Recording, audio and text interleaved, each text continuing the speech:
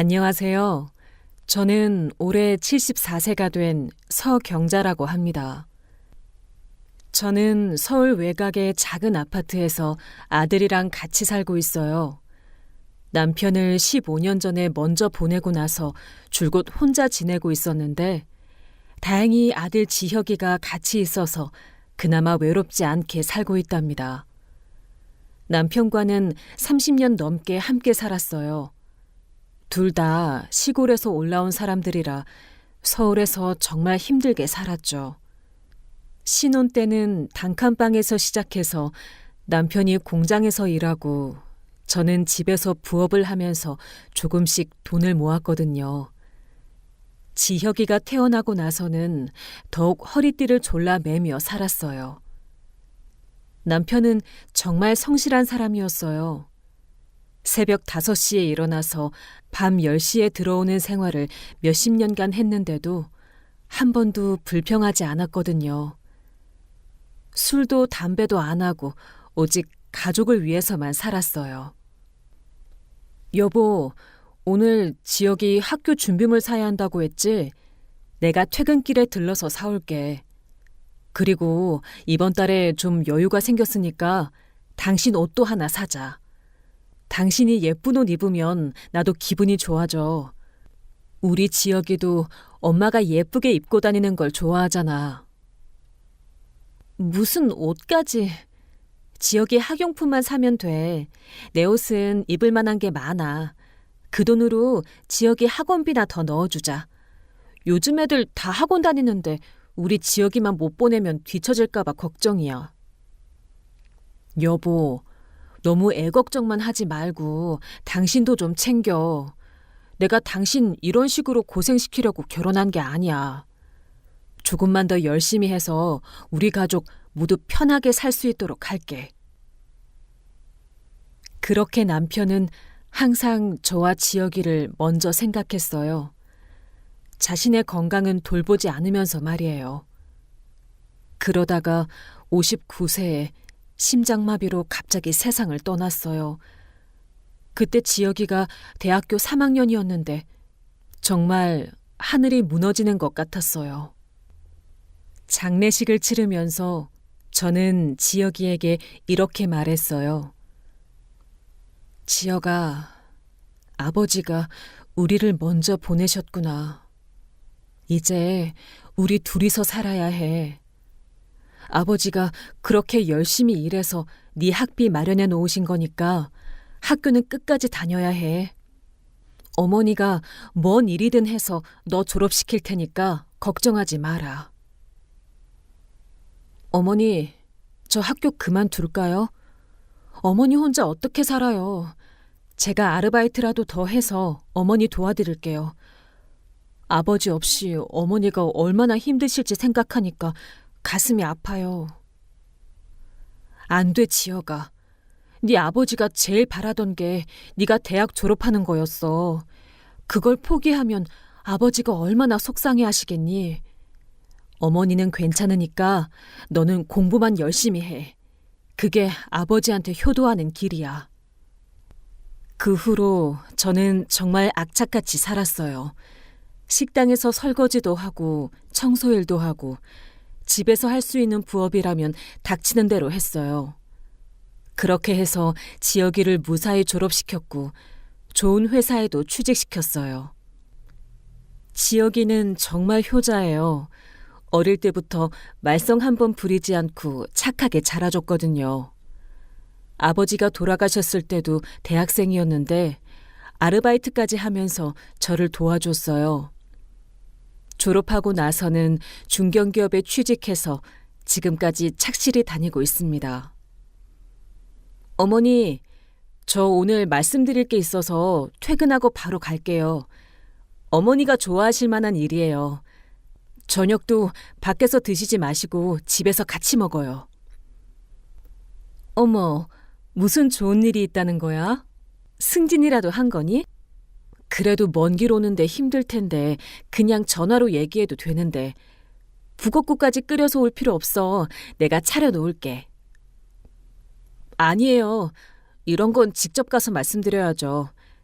그리고 어머니 얼굴도 보고 싶고요. 요즘 일이 바빠서 자주 못 뵈어서 죄송했어요. 오늘은 시간 충분히 내서 어머니랑 얘기 많이 할게요. 그리고 어머니가 해주시는 것보다 제가 해드리는 게 맞죠. 우리 지혁이가 이제 다 컸구나.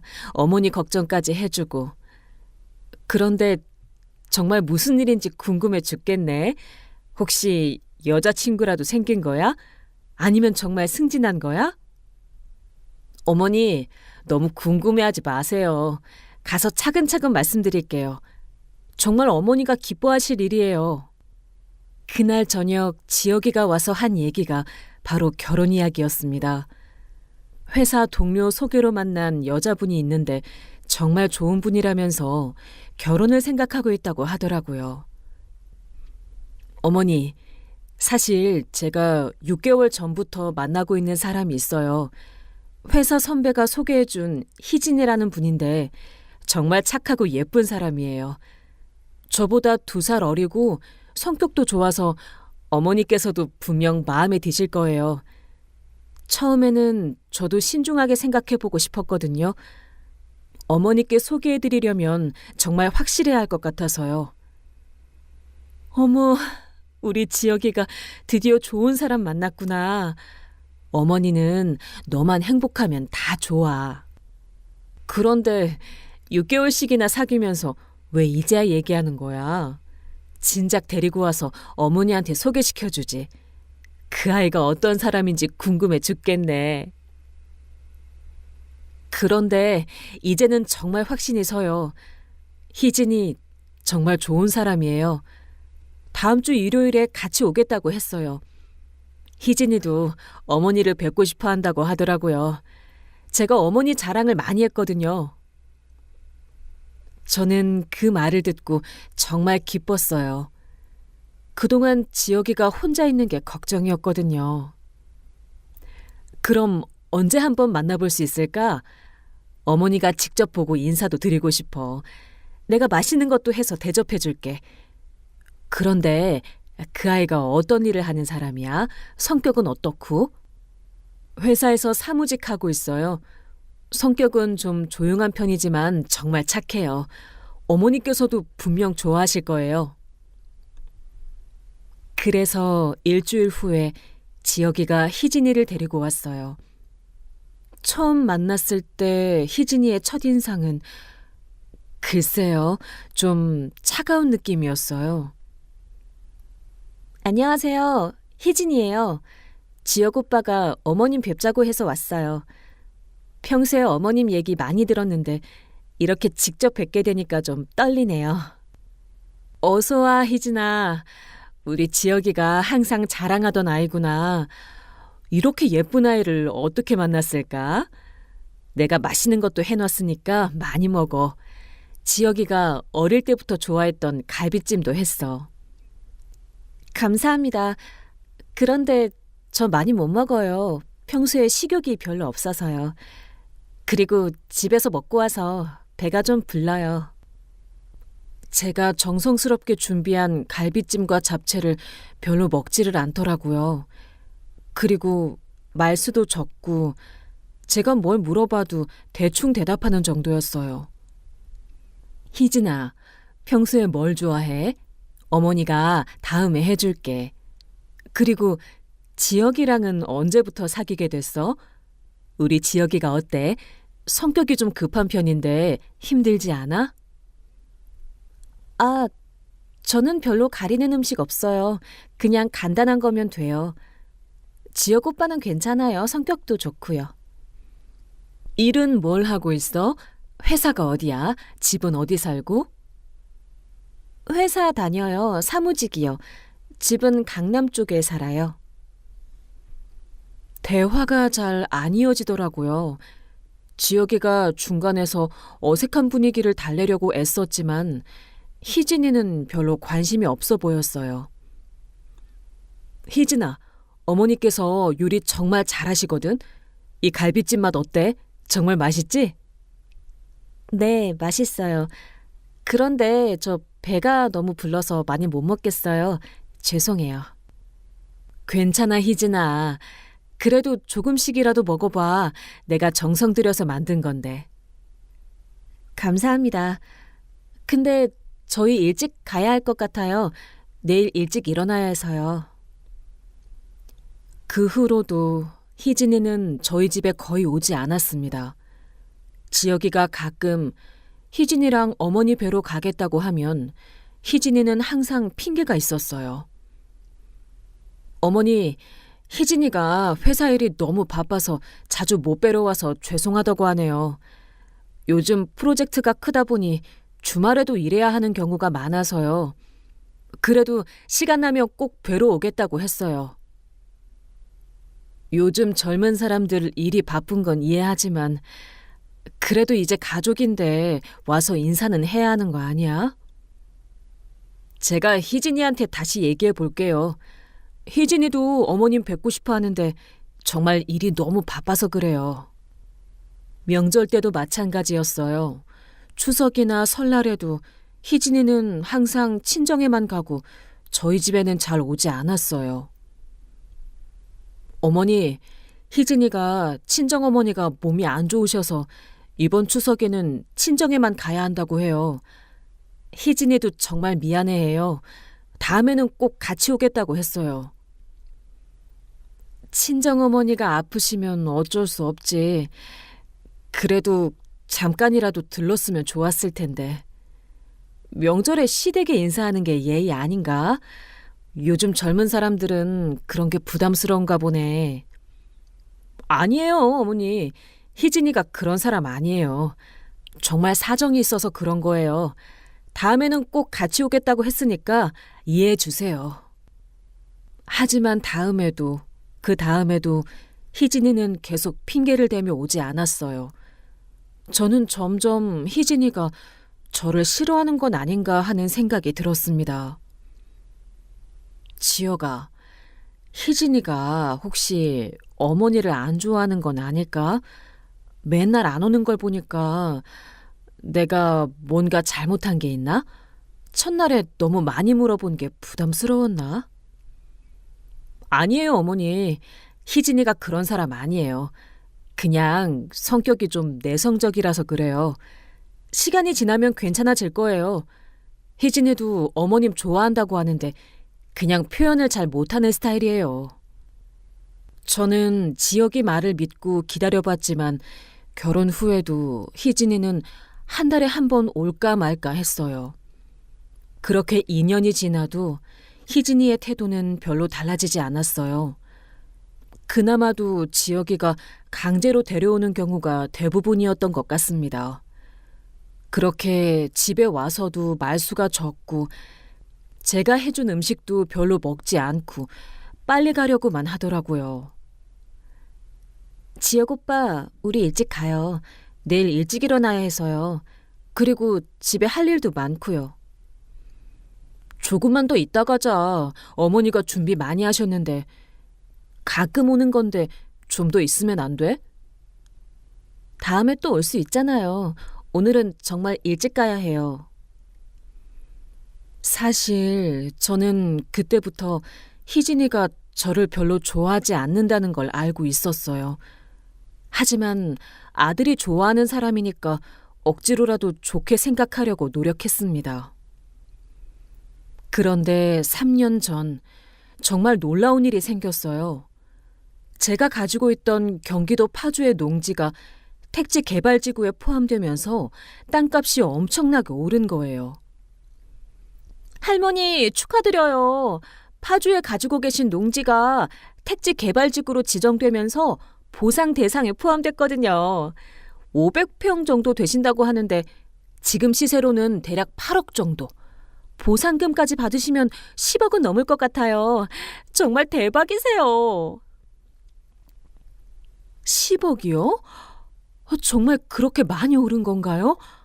믿기지 않네요. 그냥 농사 지으려고 산 땅인데. 네, 확실해요. 내년부터 보상 절차도 시작될 예정이니까 미리 준비하시는 게 좋을 것 같아요. 서류 정리하시고 관련 절차 알아보셔야 해요. 저는 정말 깜짝 놀랐어요. 남편이 농사 짓겠다고 사둔 그 땅이 이렇게 큰 돈이 될 줄은 꿈에도 몰랐거든요. 그 소식이 알려지자마자 희진이의 태도가 완전히 바뀌었어요. 그때까지 한 달에 한 번도 제대로 안 오던 희진이가 갑자기 일주일에 한 번씩 오기 시작하더라고요. 어머님, 안녕하세요. 오늘 시장에서 좋은 과일 봐서 사왔어요. 어머님 건강을 위해서 매일매일 챙겨 드셔야 해요. 그리고 제가 그동안 자주 못 와서 정말 죄송했어요. 앞으로는 더 자주 와서 어머님께 효도할게요. 어머, 희진아, 갑자기 이렇게 자주 와서 뭘 이리 많이 사왔어. 괜히 돈 쓸 필요 없는데.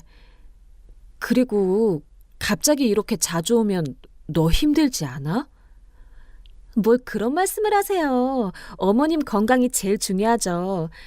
저희가 뭐가 아까워서 어머님께 못 해드리겠어요? 그리고 어머님, 파주 땅 얘기 들었는데 정말 대박이세요. 어머님께서 복 받으신 거예요. 정말 180도 달라진 모습이었어요. 전에는 와서도 시큰둥하던 희진이가 갑자기 애교까지 부리면서 저를 챙기기 시작했어요. 어머님, 요즘 몸은 어떠세요? 혹시 어디 아프신 데는 없으시고요? 그런데 어머님, 이런 큰 돈은 관리를 잘 하셔야 해요. 요즘 세금도 많이 나가고 복잡한 절차도 많다고 하던데 제가 도움이 될 수 있을 것 같아요. 그러게 말이야. 정말 꿈만 같아. 지혁이 아버지가 하늘에서 도와주신 건가 봐. 그런데 희진아, 그런 복잡한 일은 지혁이가 알아서 할 텐데. 어머님, 지혁 오빠 이런 거 잘 몰라요. 그리고 남자들은 이런 세세한 거 챙기는 걸 귀찮아 하거든요. 제가 부동산 쪽 일을 좀 아니까 보상 절차 도와드릴 수 있어요. 그리고 받으신 돈도 그냥 은행에만 넣어두시면 인플레이션 때문에 돈 가치가 떨어져요. 그때부터 희진이는 제 재산 관리에 적극적으로 나서기 시작했어요. 보상 절차부터 세금 문제, 투자 방법까지 이것저것 알아봐 주겠다고 하더라고요. 어머님, 좋은 투자처 알아봐 드릴게요. 그리고 세금 문제도 있으니까 미리 준비해야 해요. 제가 세무사 친구가 있는데 한번 상담받아 보시는 게 어떨까요? 절세 방법도 있을 거고요. 고마워, 희진아. 그런데 너무 복잡한 건 안 했으면 좋겠어. 나이 든 사람이 이해하기 어려운 것들은 그냥 은행에 넣어두고 이자 받으면서 살면 안 될까? 괜찮아요, 어머님. 어려운 건 다 제가 처리하고 어머님은 편하게 계시기만 하시면 돼요. 저희가 어머님을 위해서 하는 일인데 당연하죠. 그런데 은행 금리는 너무 낮아서 돈이 썩어요. 그런데 이상한 건 희진이가 지혁이한테는 이런 얘기를 별로 안 하더라고요. 희진아, 어머니 땅 보상받는다던데 절차가 복잡하지 않아? 내가 도와드려야 하는 거 아니야? 이런 큰일은 우리가 같이 해야지. 아니야, 별로 복잡하지 않아. 그냥 서류 몇 개 준비하면 되더라고. 내가 알아서 할 수 있으니까 신경 쓰지 마. 오빠는 회사 일도 바쁘잖아. 그래도 이런 큰일은 같이 해야 하는 거 아니야? 나도 알아둬야지. 어머니 일인데 내가 모르고 있으면 안 되잖아. 나중에 다 정리되면 알려줄게. 지금은 아직 확정된 게 없어서 괜히 헷갈릴 것 같아. 내가 먼저 알아보고 정리해서 알려주는 게 나을 것 같아서 그런 거야. 그리고 희진이는 저한테 건강에 대해서도 유독 신경을 쓰기 시작했어요. 어머님, 이제 큰돈 받으시는 만큼 건강관리도 더 철저히 하셔야 해요. 좋은 병원에서 정밀 검진도 받으시고 영양제도 제대로 된 걸로 드세요. 돈이 있으면 건강에 투자하는 게 제일 중요해요. 그러게 말이야. 이제 좀 여유가 생기니까 건강도 더 챙겨야겠어. 그런데 희진아, 너도 일하느라 바쁠 텐데 이렇게까지 신경 써줘서 고마워. 뭘 그런 말씀을 하세요. 어머님이 건강하셔야 저희도 마음이 놓이죠. 제가 좋은 한의원 알고 있어요. 거기서 어머님 체질에 맞는 보약 지어드리면 어떨까요? 나이 드시면 몸이 허해지는데 한약이 정말 좋다고 하더라고요. 한약이라 비싸지 않을까? 어머님, 이제 돈 걱정 안 하셔도 되잖아요. 건강이 제일 소중한 거니까 아끼시면 안 돼요. 제가 한번 상담 받아보고 좋은 한약 지어다 드릴게요. 그래서 희진이가 한의원에서 한약을 지어다 주기 시작했어요. 처음에는 정말 고마웠습니다.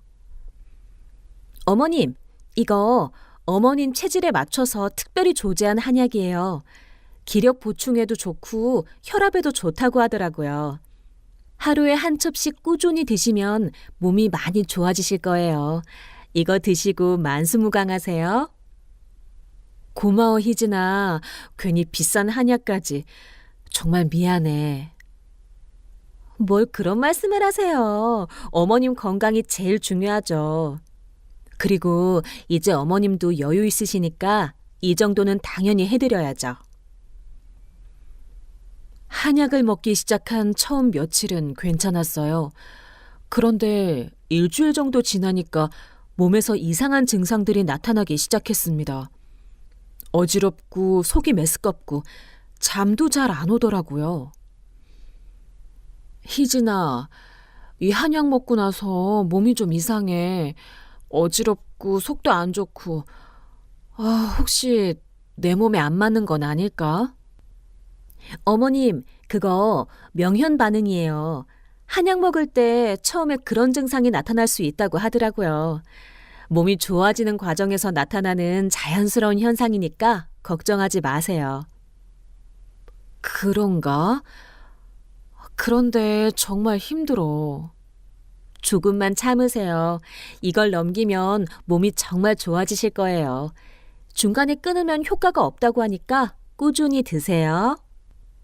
그런데 증상이 점점 더 심해졌어요. 손발이 저리고 가슴이 두근거리고 심지어 말까지 어눌해지는 것 같았습니다. 저는 혼자 동네 병원에 가서 상담을 받아봤어요. 할머니, 혹시 요즘에 새로 드시기 시작한 약이나 건강식품 같은 거 있으세요? 증상을 보니까 뭔가 몸에 안 맞는 걸 드시고 있는 것 같은데요? 어지럼증이랑 손발 저림, 가슴 두근거림 이런 증상들이 동시에 나타나는 건 일반적이지 않거든요. 한약을 먹고 있어요. 며느리가 한의원에서 지어다 준 건데 명현 반응이라고 해서 참고 있었는데 너무 힘들어서요. 한약도 체질에 안 맞으면 이런 증상이 나타날 수 있어요. 일단 한약은 중단하시고 며칠 지켜보세요. 그래도 증상이 계속되면 정밀 검사를 받아보시는 게 좋겠어요. 혈액 검사도 한번 해보시고요. 집에 돌아와서 희진이한테 얘기했더니 희진이가 화를 내더라고요. 어머님, 왜 저한테 얘기 안 하고 혼자 병원에 가셨어요? 그리고 그런 동네 병원에서 뭘 안다고 한약 끊으라고 해요. 한의사 선생님이 어머님 몸을 보고 처방해 준 건데 양의사가 뭘 알겠어요? 한약이랑 양의학은 다른 거라고요. 그래도 몸이 너무 힘들어서 잠시만 끊어봐도 될까? 정말 견디기가 힘들어. 안 돼요, 어머님. 지금 끊으시면 지금까지 드신 게 다 헛일이 돼요. 한약은 연속성이 중요해요. 조금만 더 참으세요. 제가 한의사 선생님께 여쭤보고 올게요. 그런데 희진이는 지혁이한테는 제가 한약을 먹고 있다는 얘기를 안 하더라고요. 어머니, 요즘 얼굴색이 안 좋아 보이시는데 어디 아프세요? 많이 피곤해 보이시는데 병원 한번 가보시는 게 어때요? 한약을 먹고 있는데 명현 반응이라고 해서 좀 힘들어. 희진이가 좋은 한약이라고 해서 먹고 있는데. 한약이요? 희진이가 지어다 준 거예요? 저는 처음 듣는데. 어떤 한약이에요? 어느 한의원에서 지어온 거예요? 어, 희진이가 좋은 한의원 안다고 해서. 그런데 좀 힘들어. 어지럽고 손발도 저리고.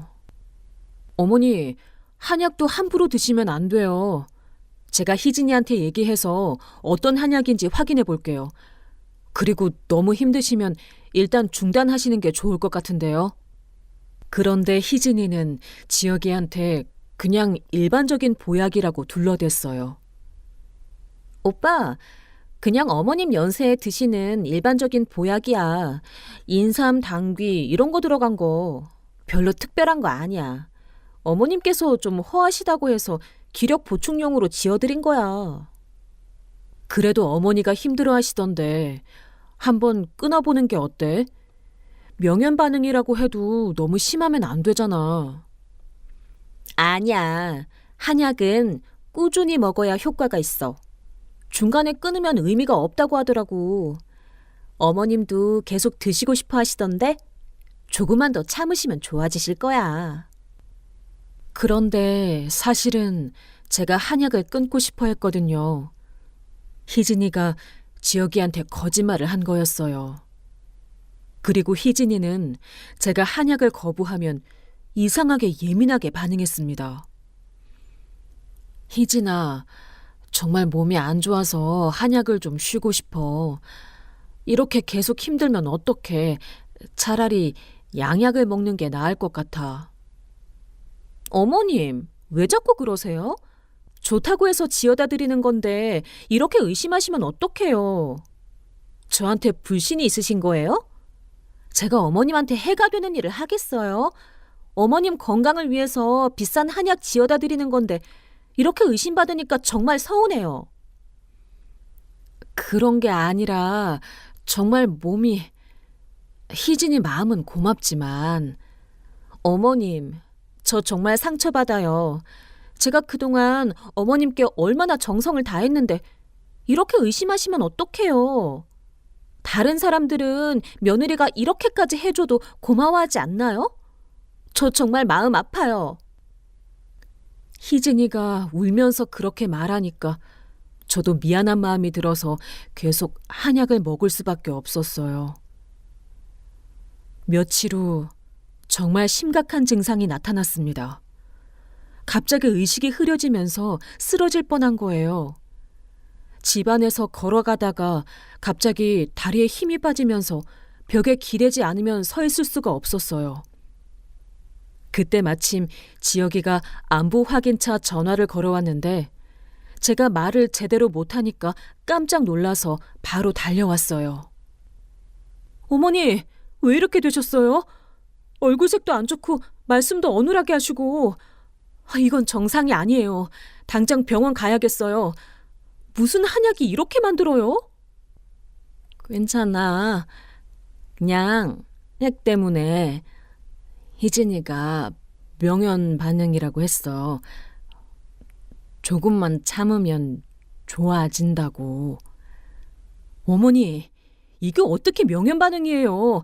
이건 중독 증상 같은데. 당장 응급실 가야 해요. 희진이한테도 연락해서 어떤 한약인지 정확히 알아봐야겠어요. 그래서 지혁이가 저를 응급실로 데려갔어요. 의사 선생님이 혈액 검사를 해보더니 심각한 표정을 지으시더라고요. 할머니, 혈액 수치가 정상이 아니에요. 간 수치도 높고 신장 기능도 떨어져 있어요. 그리고 몇 가지 이상한 성분들이 검출되고 있어요. 최근에 특별히 드신 약이나 건강식품이 있나요? 이런 수치는 독성 물질에 노출됐을 때 나타나는 경우가 많거든요. 한약을 드시고 계셨어요. 며느리가 한의원에서 지어다 준 거라고 하는데 설마 한약 때문에 이런 일이 생기는 건 아니겠죠? 한약을 가져오실 수 있나요? 성분 분석을 해봐야겠어요. 그리고 당분간은 절대 드시지 마세요. 지금 상태로는 해독 치료를 시작해야 할 것 같아요. 지혁이가 집에 가서 한약을 가져오는 동안 저는 병원에서 해독 치료를 받았어요.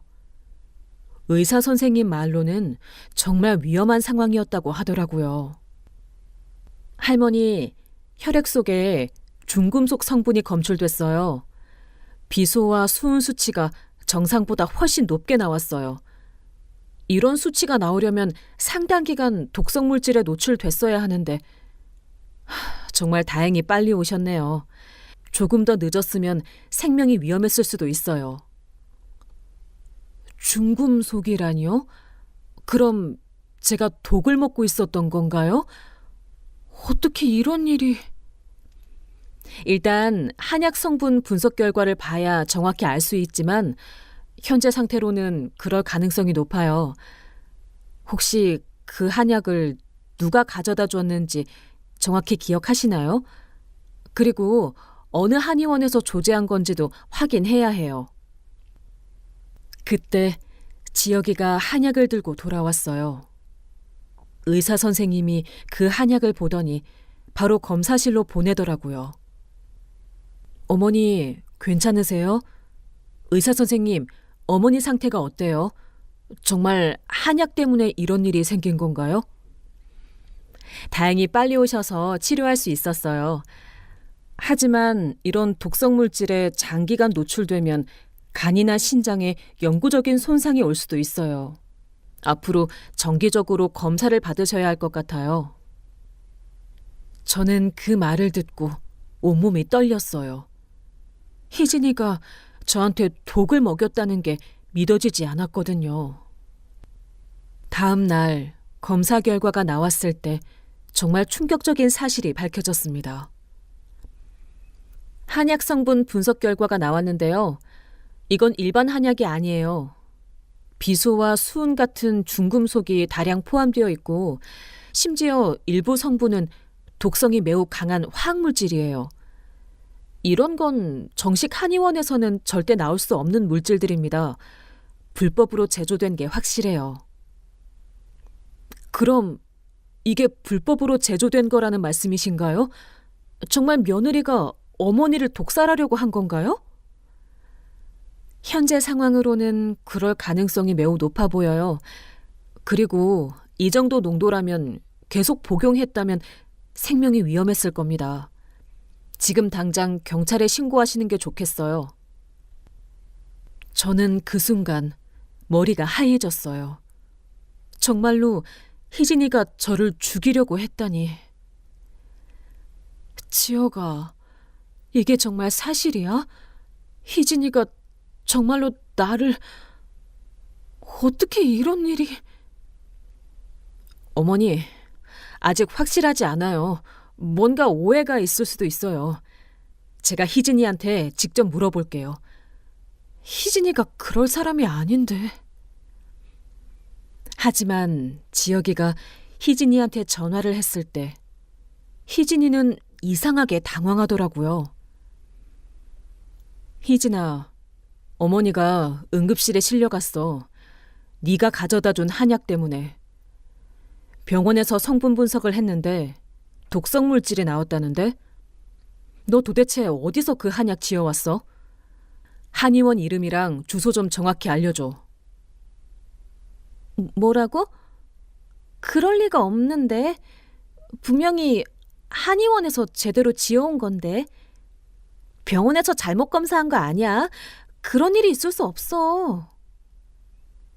희진아, 너 지금 어디야? 당장 병원으로 와. 어머니가 위험한 상황이야. 그리고 그 한의원 정확한 주소랑 한의사 이름 알려줘. 그게... 지금 당장은 기억이 안 나는데. 나중에 찾아서 알려줄게. 나 지금 급한 일이 있어서 금방 갈게. 뭐가 급해? 어머니가 죽을 뻔했는데 뭐가 더 급하다는 거야? 당장 와. 알았어. 금방 갈게. 그런데 희진이는 1시간이 지나도 오지 않았어요. 전화도 받지 않고요. 이상해요, 어머니. 희진이가 전화를 안 받아요. 뭔가 잘못됐나? 평소 같으면 어머니 일이라고 하면 바로 달려왔을 텐데. 지혁아, 혹시 정말로 희진이가...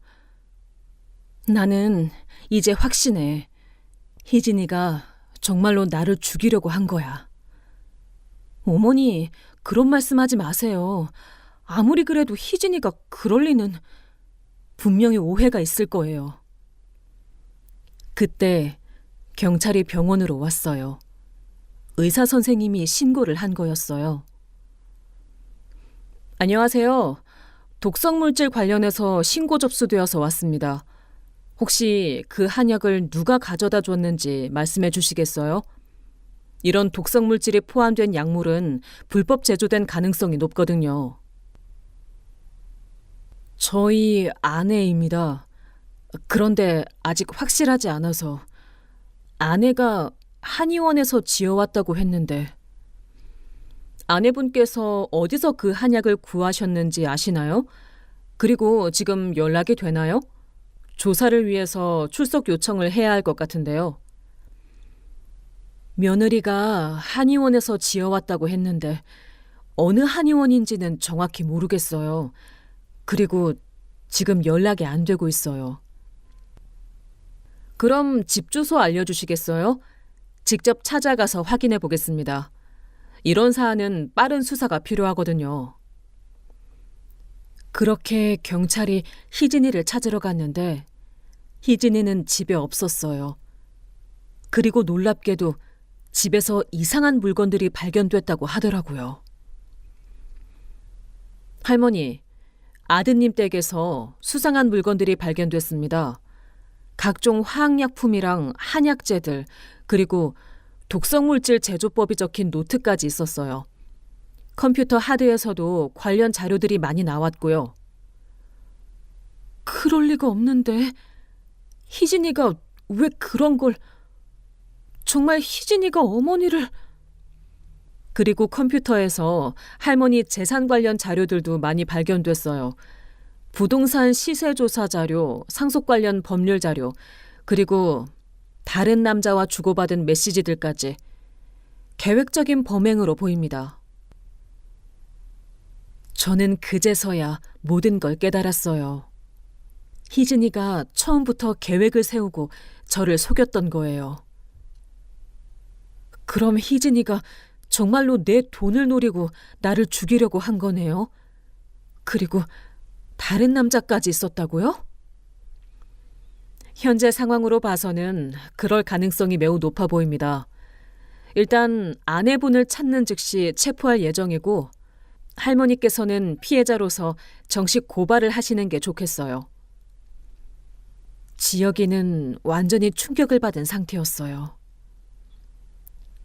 저는 정말 몰랐어요.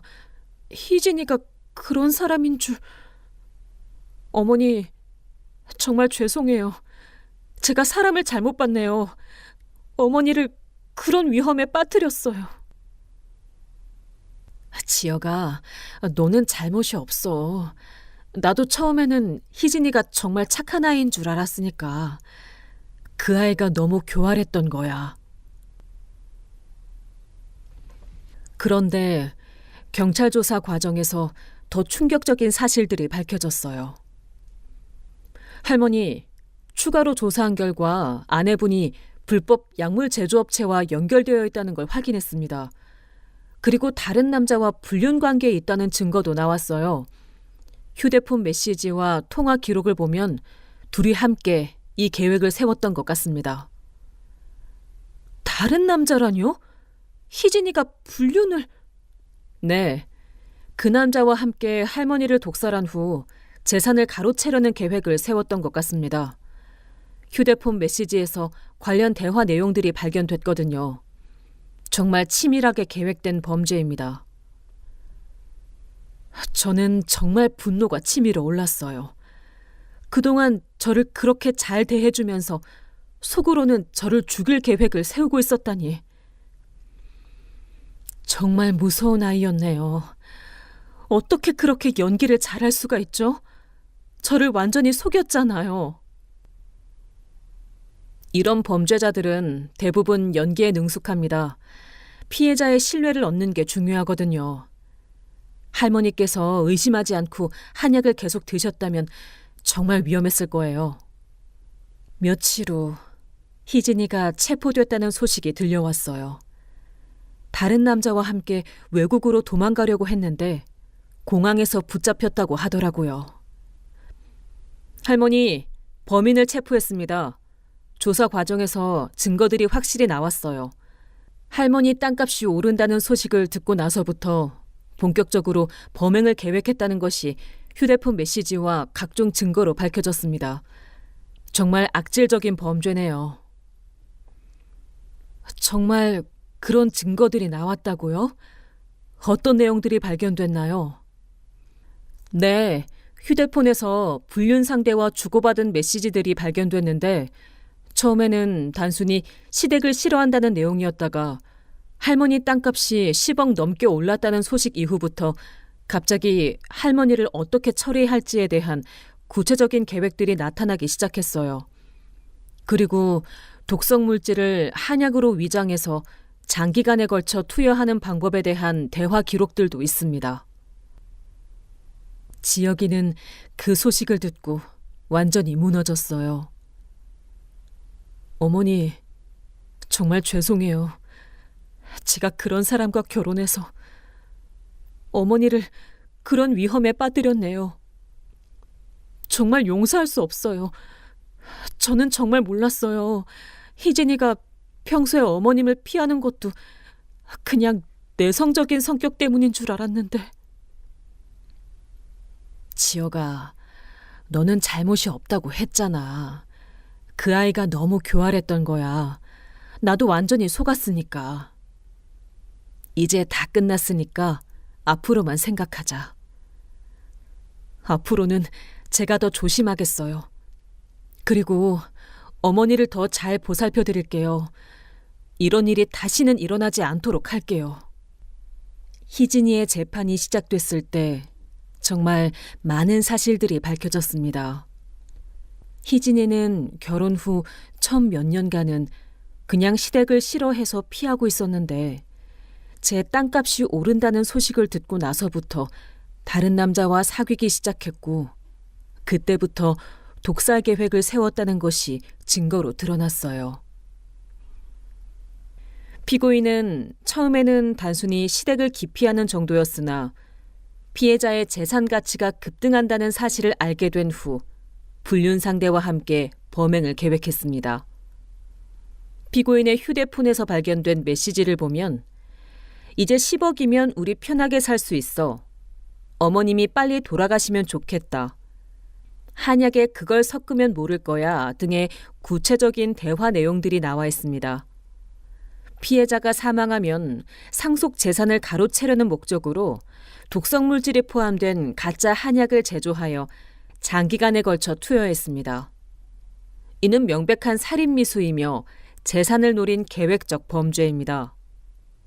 희진이는 법정에서 강하게 부인했어요. 판사님, 저는 정말로 어머님 건강을 위해서 한약을 지어다 드린 거예요.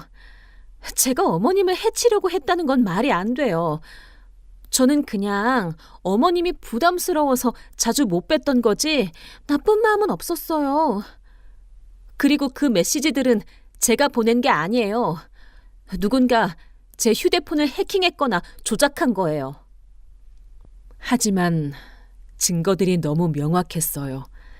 휴대폰 메시지뿐만 아니라 독성물질 제조 도구들, 공범과의 통화 녹음, 그리고 한약 제조 과정을 촬영한 동영상까지 발견됐거든요. 피고인은 지금도 거짓말을 하고 있습니다. 휴대폰 포렌식 결과 메시지 조작의 흔적은 전혀 발견되지 않았고 피고인의 집에서 발견된 화학약품들과 제조 도구들, 그리고 피고인이 직접 독성 한약을 만드는 과정을 촬영한 동영상까지 있습니다. 또한 공범과의 통화에서 이제 얼마 안 남았어, 조금만 더 참아라고 말하는 피고인의 육성도 녹음되어 있습니다.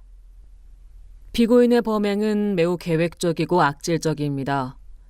피해자를 장기간에 걸쳐 독살하려 했고 그 목적이 재산 취득에 있었다는 점에서 죄질이 매우 불량합니다. 또한 불륜 관계에 있던 공범과 함께 치밀하게 계획한 점, 그리고 법정에서도 끝까지 거짓말로 일관하는 점도 가중처벌 사유입니다. 피고인에게 징역 8년을 선고합니다. 희진이는 그 순간에도 억울하다고 소리쳤어요.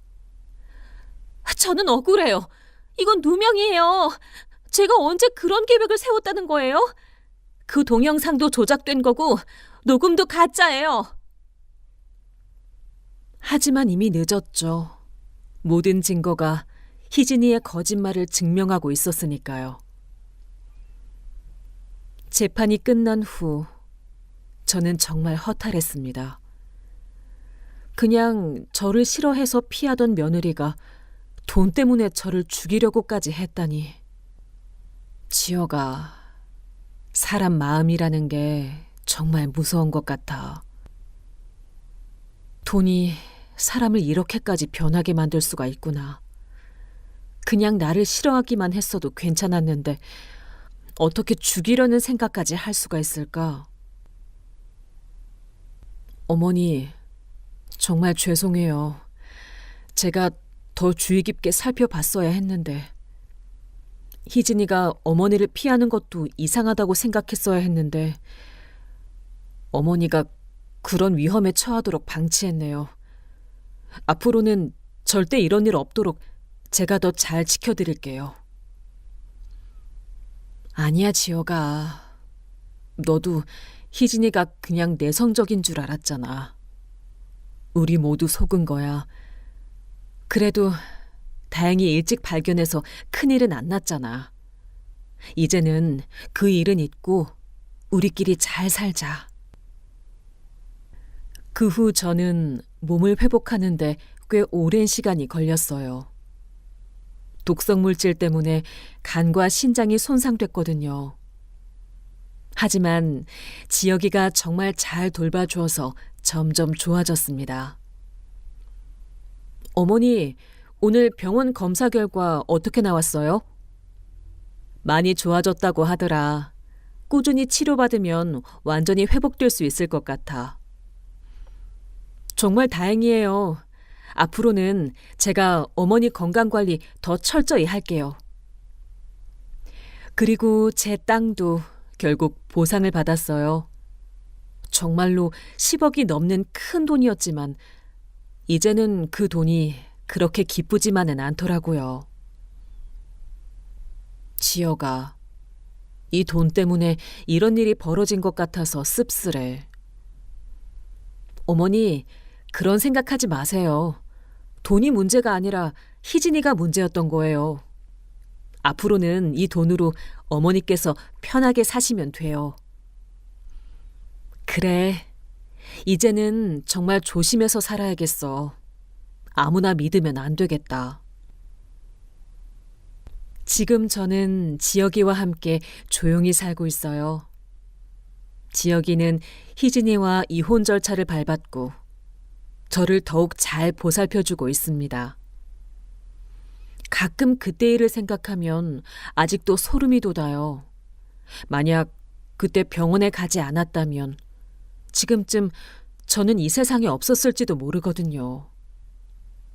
여러분, 아무리 가족이라고 해도 갑자기 태도가 변하거나 수상한 행동을 보이면 조심하세요. 특히 재산이 있으신 분들은 더욱 주의하시길 바래요. 제가 겪은 일이 다른 분들에게는 일어나지 않았으면 좋겠어요. 정말 무서운 경험이었거든요. 어머니, 이제는 정말 안전하니까 걱정하지 마세요. 제가 평생 어머니를 지켜드릴게요. 고마워, 지혁아. 너 같은 아들이 있어서 정말 다행이야. 그 일이 있은 지 벌써 2년이 지났습니다. 희진이는 징역 8년을 선고받고 현재 교도소에서 복역 중이에요. 가끔 지혁이한테 편지를 보내지만 지혁이는 아예 받지도 않습니다. 저는 지금 지혁이와 함께 새 아파트에서 평화롭게 살고 있어요. 보상금으로 받은 10억 원 중 일부로 지역이 직장 근처에 좋은 아파트를 샀거든요. 몸도 많이 회복됐고 3개월마다 정기검진을 받으면서 건강관리를 하고 있습니다. 지역이는 그 일 이후로 정말 많이 변했어요. 매일 저녁에 집에 와서 제 건강을 확인하고 함께 저녁을 먹어요. 어머니, 오늘 하루는 어떠셨어요? 몸은 괜찮으시고요? 다 괜찮아. 너무 걱정하지 마. 저는 이제 사람을 보는 눈이 많이 달라졌어요. 아무리 친한 사람이라도 쉽게 믿지 않고, 특히 갑자기 친절해지거나 제 재산에 관심을 보이는 사람들은 더욱 조심하게 되더라고요. 복지관 서예교실에 다니면서 새로운 친구들도 사귀었지만 적당한 거리를 유지하며 지내고 있습니다. 가끔 투자나 재테크를 권하는 사람들이 나타나지만 단호하게 거절해요. 지역이는 요즘 새로운 사람을 만나고 있다고 하더라고요. 이번에는 정말 신중하게 알아보고 있어서 저도 마음이 놓여요. 어머니, 이번에는 어머니께서 직접 만나보시고 괜찮다고 하시면 그때 진지하게 생각해 볼게요. 좋은 생각이야. 이번에는 내가 더 꼼꼼히 살펴볼게. 여러분께 마지막으로 드리고 싶은 말씀은 아무리 가까운 사람이라도 갑자기 태도가 변하거나 여러분의 재산에 과도한 관심을 보이면 조심하라는 거예요. 특히 건강식품이나 약을 가져다 주면서 다른 치료는 받지 말라고 한다면 반드시 의심해 보세요. 그리고 몸에 이상이 생기면 주변 사람 말만 듣지 말고 반드시 병원에 가서 정확한 진단을 받으시길 바래요. 저도 만약 그때 병원에 가지 않았다면 정말 큰일 날 뻔했거든요. 비록 무서운 일을 겪었지만 그 덕분에 정말 소중한 것이 무엇인지 알게 됐어요. 건강하고 서로를 아끼는 가족이 있다는 것. 그것이 어떤 돈보다도 소중하다는 걸 깨달았습니다. 여러분도 건강하시고 가족과 함께 행복한 시간 보내시길 바라요. 그리고 제가 겪은 것 같은 일은 절대 당하지 마시길 바랍니다. 긴 이야기 끝까지 들어주셔서 정말 감사합니다.